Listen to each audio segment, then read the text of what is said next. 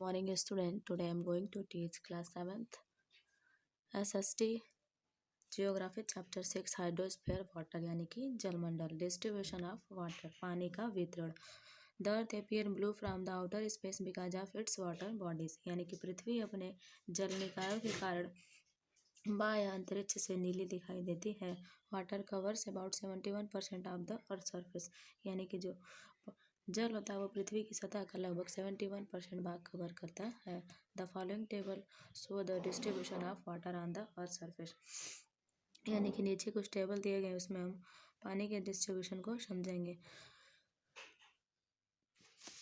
Number first है ocean यानी कि महासागरों में होता है 97.3% वाटर वॉल्यूम होता है और ये सैलिन वाटर यानी कि खारा पानी होता है.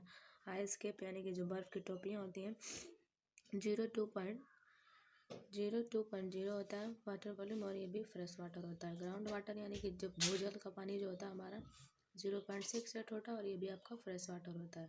नंबर 4 आपका fresh water lakes and inland sea. तो मीठे पानी की झीलें और अंतर्देशीय समुद्र इसमें वाटर वॉल्यूम होता है 0.009 और ये भी क्या होता है फ्रेश वाटर होता है. साल्ट लेक होता है 0.009 और ये भी सैलिन वाटर खारा पानी होता है. एटमॉस्फेयर यानी कि वायुमंडल में होता है 0.0019% वाटर वॉल्यूम होता है और ये भी आपका स्वच्छ पानी या फिर ताज़ा पानी होता है.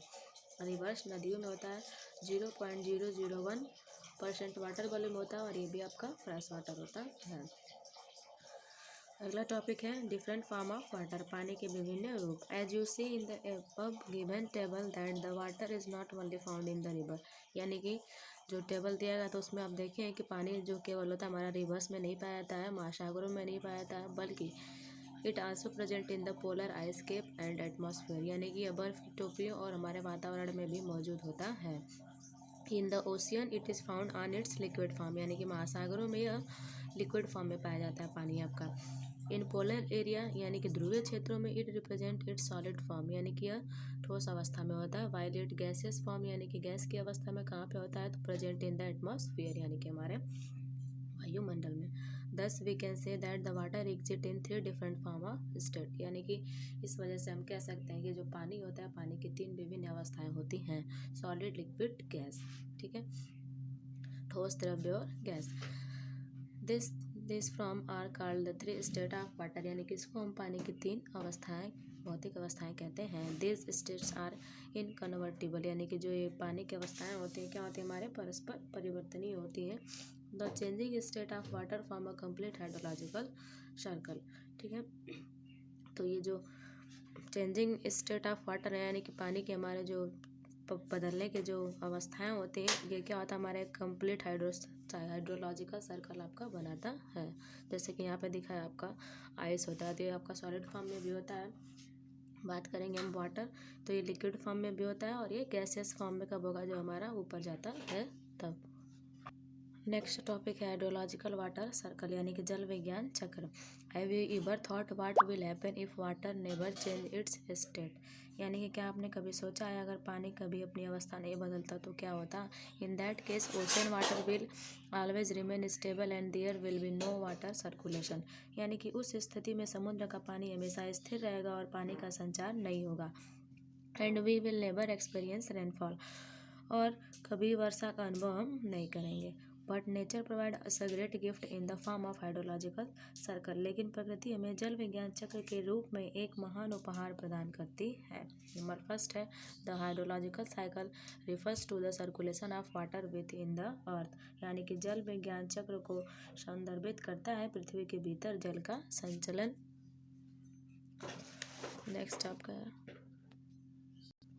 Hydrosphere in different form the liquid solid and the gaseous form यानी कि जलमंडल विभिन्न रूपों में होता है हमारा यानी कि ठोस द्रव और गैस फॉर्म में. It is the process by which water continuously change it's form and circulates between ocean atmosphere and land यानी कि वह प्रक्रिया जिसके द्वारा पानी अपना रूप बदलता रहता है और रोटेट यानी कि सर्कुलेट यानी कि घूमता रहता है. ओशन यानी कि महासागर में, एटमॉस्फेयर वायुमंडल में एंड लैंड यानी कि भूमि में. Second the cycle describe the movement of water on in the above earth surface यानी कि यह भूमि चक्र पृथ्वी की सतह पर और उसकी गति का वर्णन करता है. Water change its state all the time due to the process of evaporation and condensation, यानी कि वाष्पीकरण और संघनन की प्रक्रियाओं के लिए पानी हर समय अपनी अवस्था बदलता रहता है।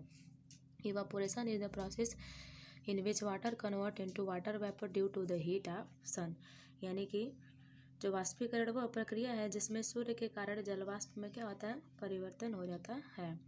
तो यानी कि ठीक है, तो यानी कि इवापोरेशन इज द प्रोसेस, यानी कि वाष्पीकरण वह प्रक्रिया है इन विच जिसमें वाटर कन्वर्ट पानी बदलता है इनटू वाटर वेपर, यानी कि जल वाष्प में due to the heat of sun, किसकी वजह से होता है, तो सूर्य की गर्मी की वजह से। The sun energy regulates the whole process of water cycle, यानी कि सूर्य की ऊर्जा जल चक्र की पूरी प्रक्रिया को नियंत्रित करता है। Through the process of evaporation a lot of water from the ocean and land inter into the atmosphere in the form of water vapour, ठीक है। तो वाष्पीकरण की प्रक्रिया के माध्यम महासागर और भूमि से एक पानी वायुमंडल के रूप में क्या होता है, आपका वेपर, ठीक है। तो यानी कि through the process of evaporation, यानी कि इवापोरेशन की प्रक्रिया के दौरान अ लॉट ऑफ वाटर, यानी कि अधिक मात्रा में पानी फ्रॉम द ओशन, यानी कि महासागरों से और भूमि से इंटर इन द एटमॉस्फेयर, कहाँ पर प्रवेश करता है, तो आपके एटमॉस्फेयर में इन the form of water vapour. तो एटमॉस्फेयर में किस फॉर्म में होगा, तो जलवाष्प के रूप में।